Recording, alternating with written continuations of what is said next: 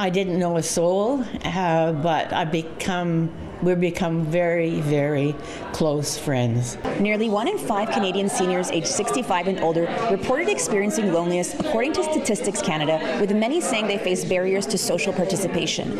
Consequences of isolation can be devastating: an increased number of falls, premature death, and dementia. Contactivity is a center in Westmount that facilitates the well-being of older adults, including minimizing isolation. The Busy Bees group meets weekly to knit and exchange stories. Well, I've always been busy, and I've always been out and about, and I think that's a secret to good health, because even if you're not feeling good in the morning, by the time you're out and about and talking to people, you're just fine when you get home.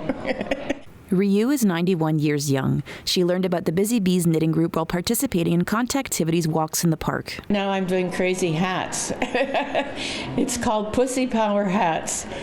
I did one, and it was such a success. And when we had our pop-up sale in November, I'd made about 4 or 5. If I had to put a label on it, I would say they're a feisty bunch, and they're very productive. They create blankets for donation to unhoused shelters and hospitals in Montreal. Bita Golden says groups like this are key to combating loneliness. But once you retire, or once you get to a certain age, and perhaps things have changed. You've left the workforce. You don't have that community that you did before. Perhaps your children have moved out of the city.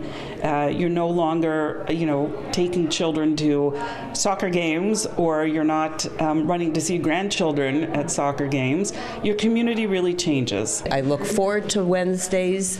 The ladies are amazing. It's just a wonderful place to share ideas and knit different projects and being able to give back to the community. Oh, I don't know, fun. That's why I come, for fun. It's a pleasant place to come, only once a week, but it's worth it. After her husband and mother passed away a few years ago, Valerie Quinn Holland joined Contactivity. I was a terrible procrastinator for a while to make myself go out and join, and I've never regretted it.